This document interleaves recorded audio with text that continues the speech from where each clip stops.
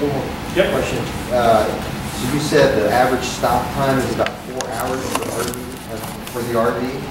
So Yeah. they move out in front and the rider rides up, so they have 4 hours to do sleep and so forth?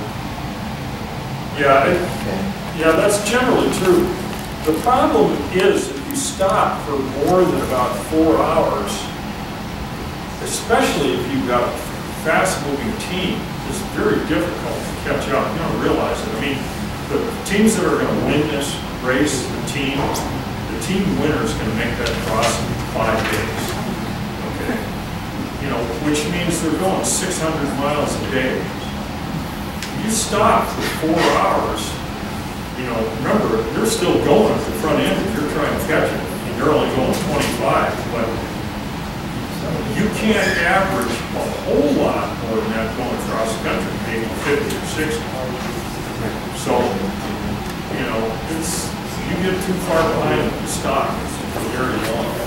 I think you can go out in the hall. You'll kind of, you'll, hate to say you'll figure it out, but you'll really realize. I mean, I tell you these things now, and a lot of the stuff I tell you will blow off until you get out there and go, oh man, great, okay, hacking, yes. Back on the sleep one. Sure.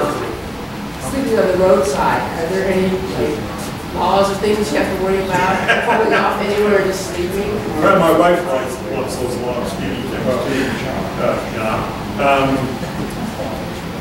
Yeah, I mean, I suppose in some places there are, but the thing I think you got to remember is that there's going to be, that was a lawn somewhere, somebody's lawn, okay, my race crew, and it wasn't for very long, it was, you know, for a couple hours, which I don't know where that was, but for the most part, it's not a big deal. And guys, you know, there were, 20 years ago, a lot of guys raced that way. All right. There was a guy who won Grand 3 times, Australia. I mean, yeah, Jerry. Oh, yeah. Well, yeah, that's just the way he did it. No, he did it. Yeah, it was no big deal. I mean, I won't say there's not anything out there. Out in the desert, there are tarantulas, there are snakes, there are mice, there's all those things. But you got to remember, for the most part, they don't want to be anywhere near you. No offense, but they get their own thing. To answer your question, just used the same basic route for a long time, so people along the route are used to this and looking forward to it. Plus your vehicle is all decked out, you're a racer, you race across the country.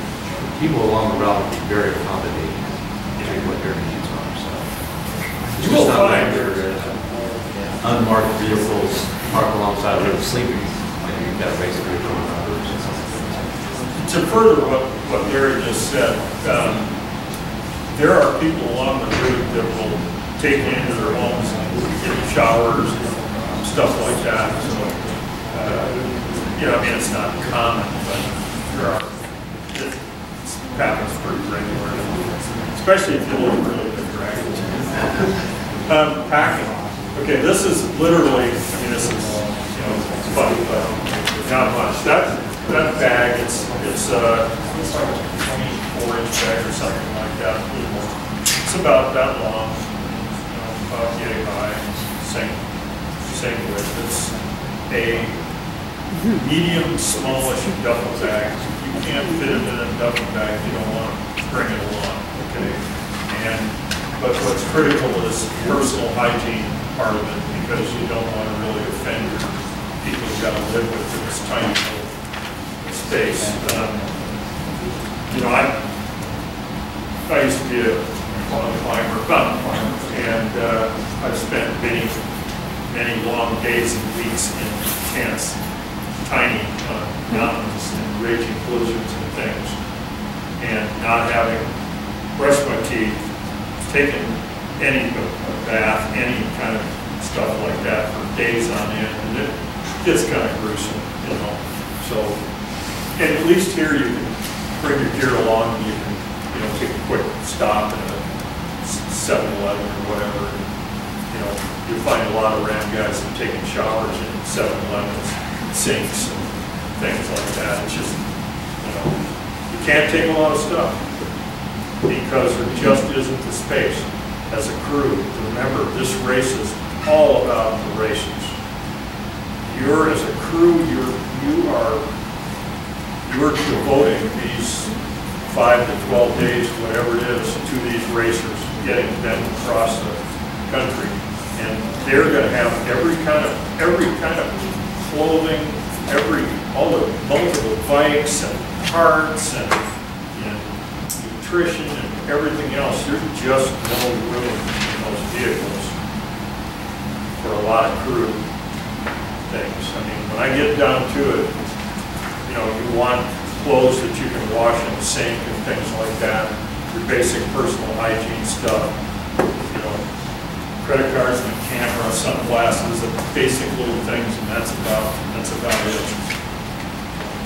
Fred, if you're gonna, if people are gonna buy their crew T-shirts or identify or do whatever, you do nice things, spend a few extra bucks and get, high-end tech tees or nice Columbia shirts, the stuff that you can literally live in for 10 days, rotate 1 or 2 shirts and not have to worry about it, Yeah, the beauty of some of that stuff, of the technology today with fabrics and all that, and you can wash everything in the sink and hanging out the running as you're going along. Yeah, literally. You just believe you can't take a lot of stuff. Yep. Would you recommend then sort of issuing like a standard team bag to your crew as a way to make sure that no one turns up with any expectations? Is, here's your bag, this is a team bag, this is what you got, this is what you turn up with. Yep. The question is, would you recommend issuing a team bag, so that you can control that? And the answer is, depending on your budget and all that, we like that, and there are a lot of teams that do that.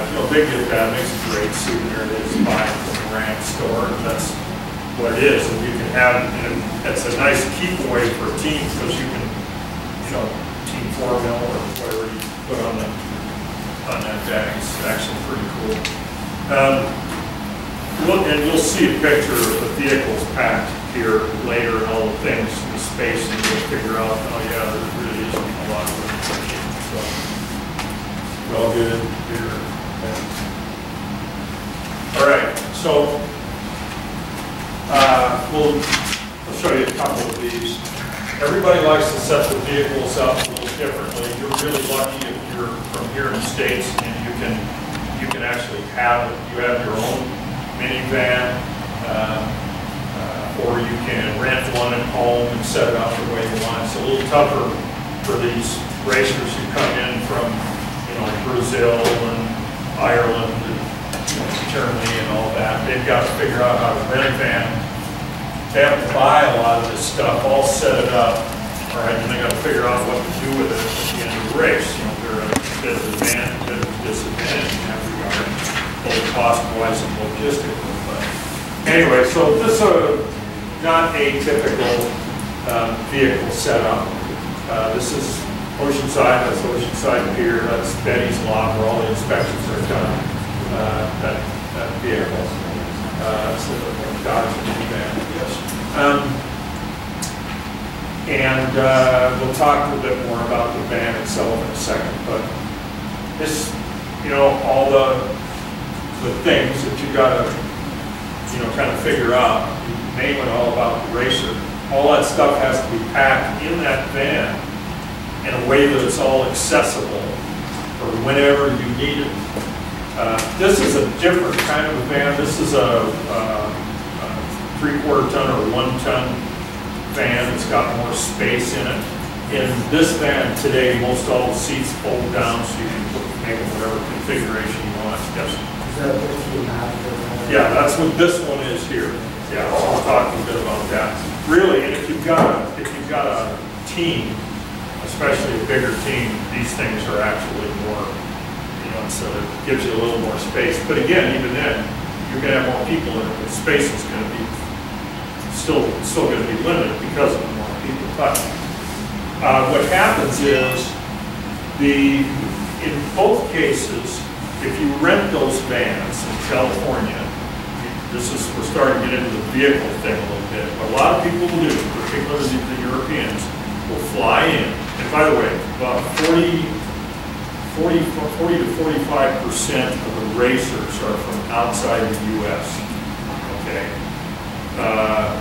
so there's a lot of people from all over the world come race this race, and that percentage has been rising. But I think it's probably stabilized where it's going to be for a while. Maybe, though, as I say that, we're just starting to see in the last 3 years in an Indian racer. We had a mainland Chinese and a Republic of China.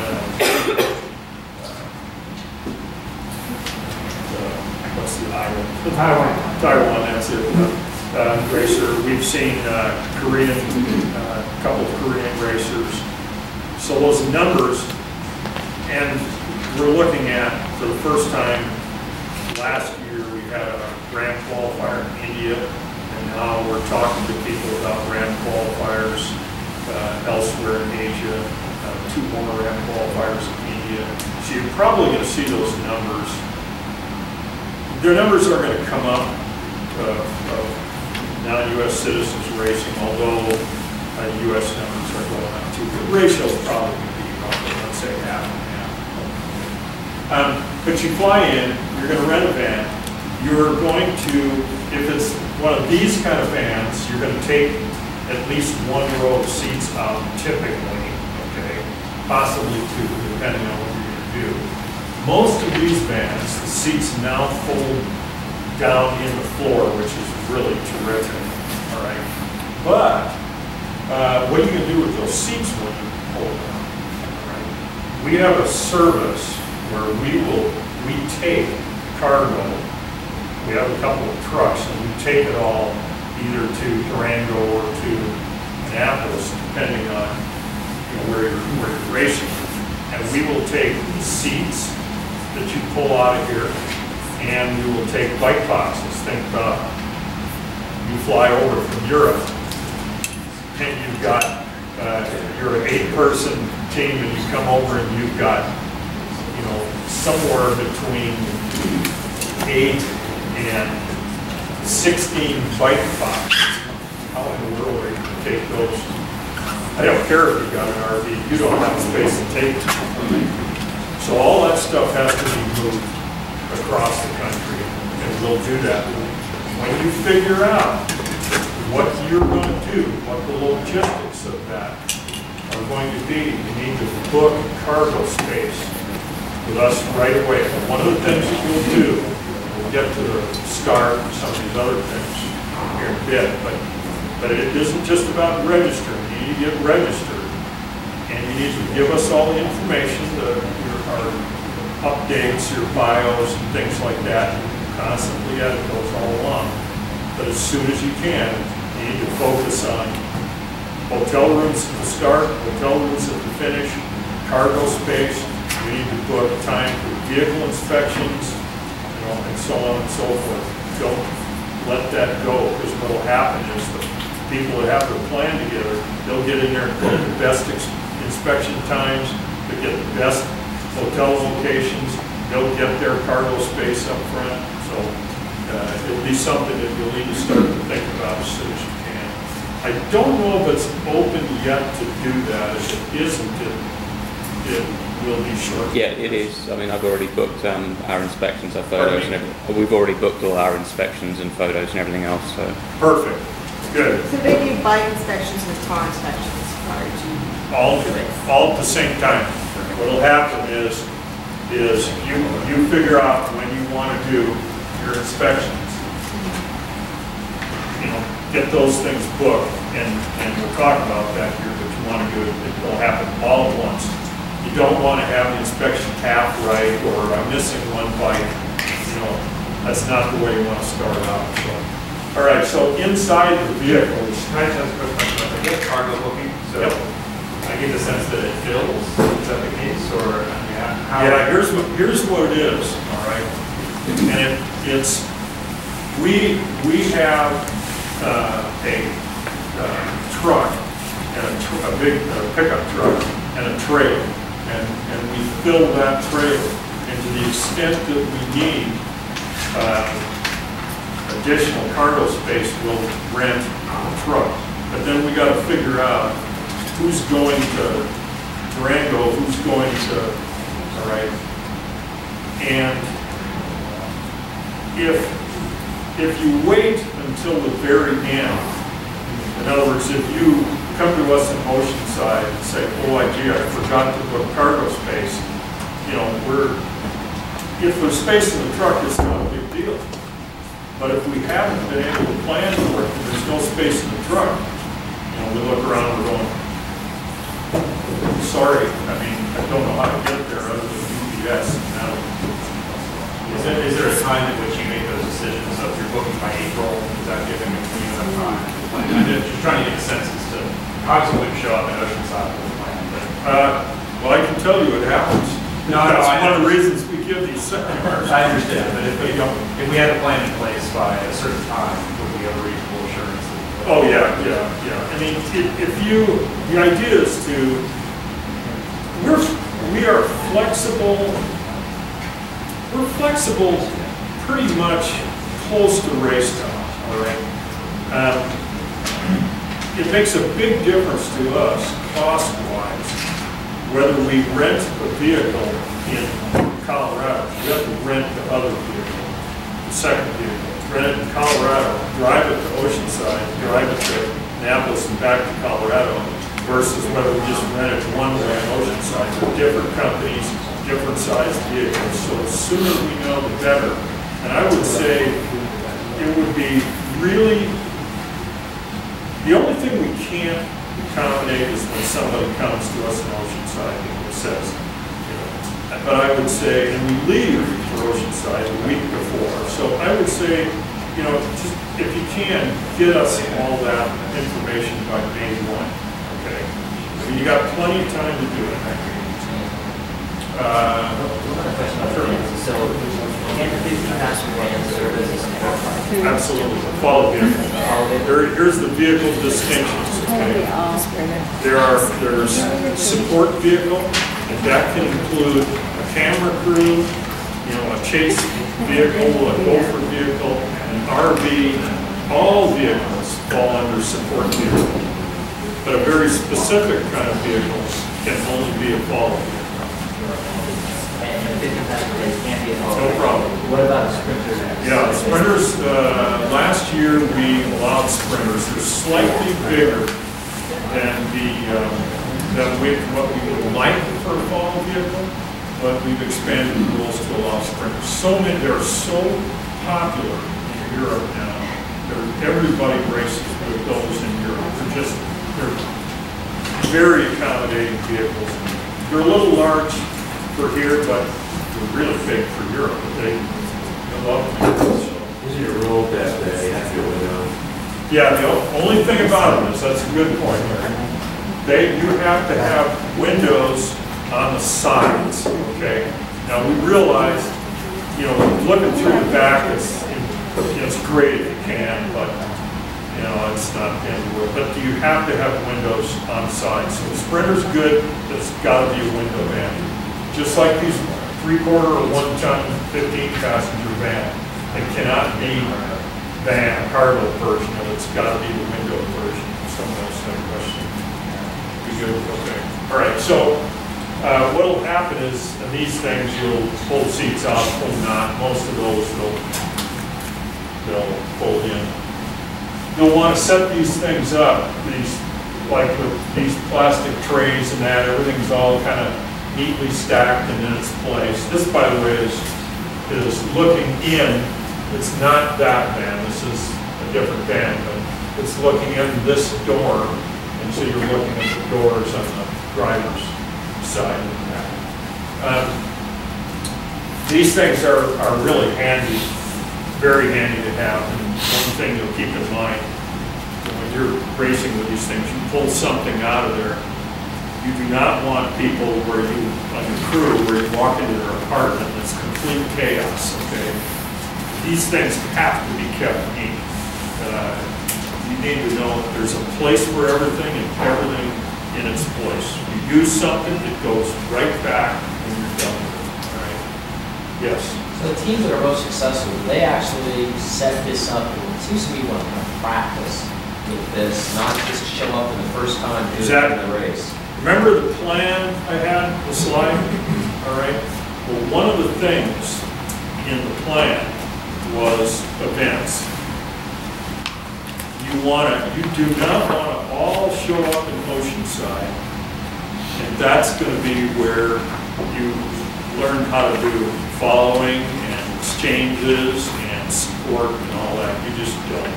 You want to do an event before, and you want to do, we don't require it, although I think we're probably going to go that way. You need to ride an event. You can ride an event, okay, like Calvin's Challenge, to train, for the rider to train. But to get this experience, you have to ride a supported event where you can, the support vehicle is with the riders and follow vehicle with the light.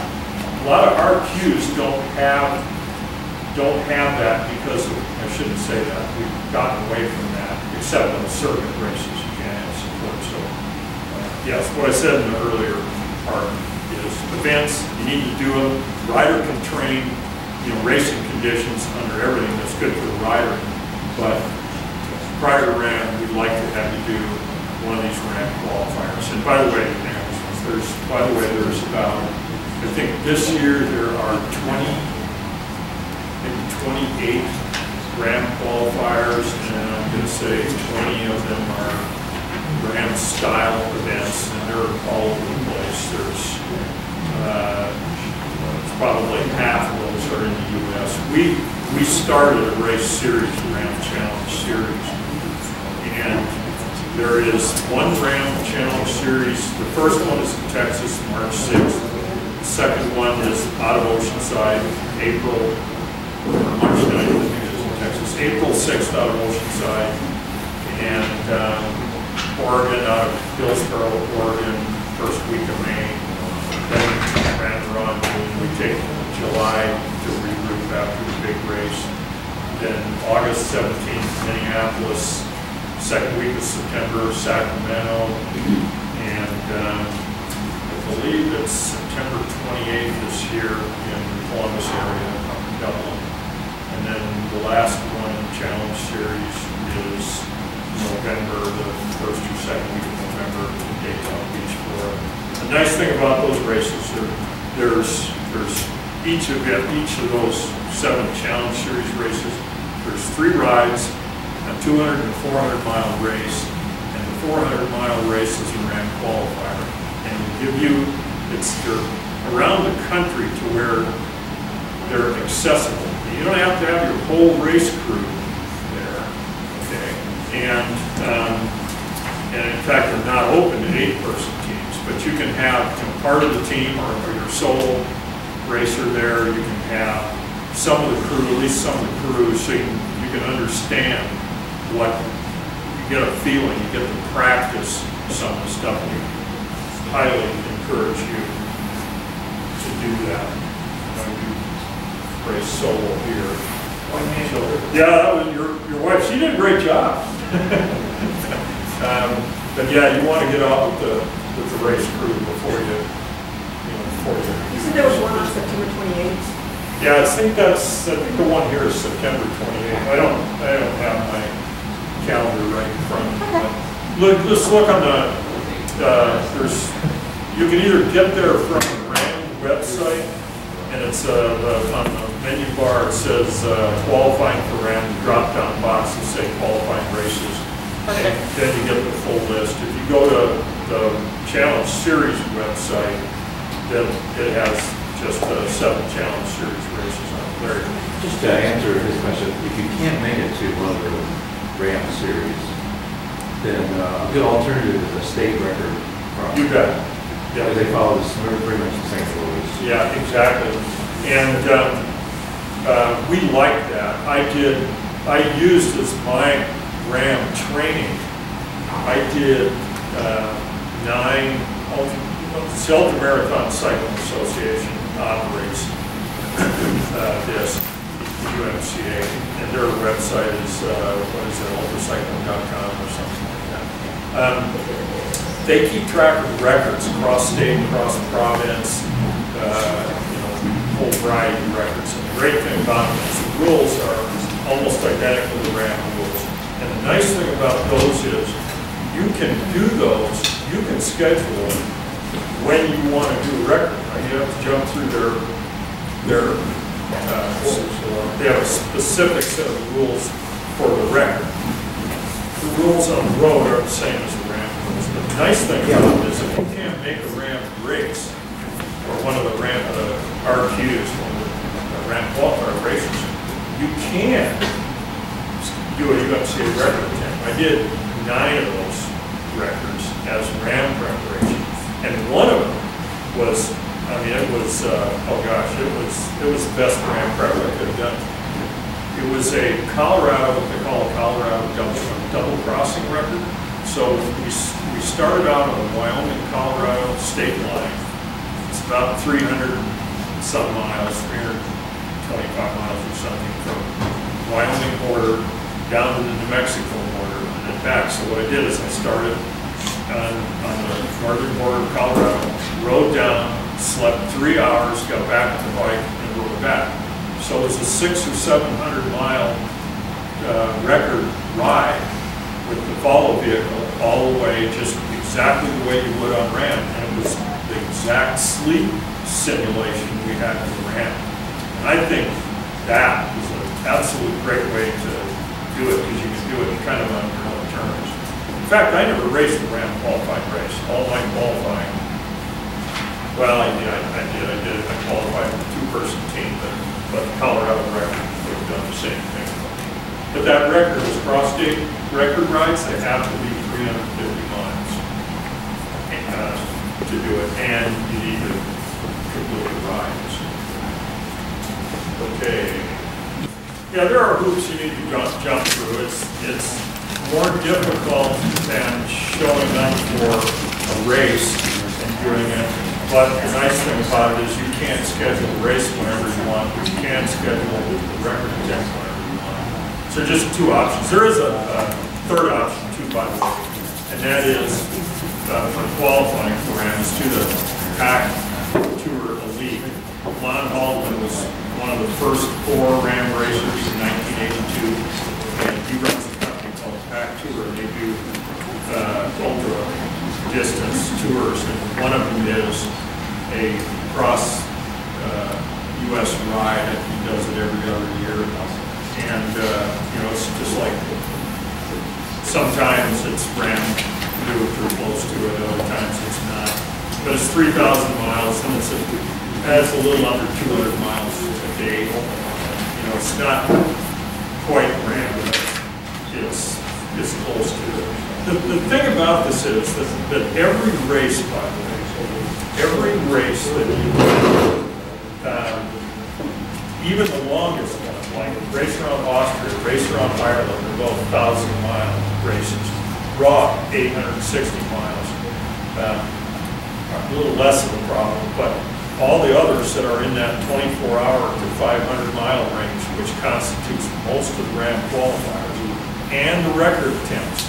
Okay, all of the qualifying races, the shortcoming of them is you have no idea what's going to happen at the scale up to RAM. I mean, most people can get most endurance athletes. Most endurance athletes can get on a bike and ride 24 to 48 hours on a bike. You don't get into that zone where you get some of the problems, digestive problems, things like that. But the long-term effects, like saddle sores, sleep deprivation, really don't start to kick in until you're out there at, let's say, 500 to 1,000 miles. Then you get a whole new set of problems that you got to figure out how to deal with. We'll talk about all that stuff in a second. And then when you're getting towards the end, if you can't solve those problems in that middle piece of the race, then they really become serious at the end of it. You can take the race. One other thing that relates to all that is people ask us, well, like, do most of the DNFs occur in the race? No, they're actually equally distributed throughout the race. It's amazing. We get people dropping out of the race 200 miles from the finish line. It blows my mind. But like, how would you ride 2,800 miles and drop out? Just, okay, so Just a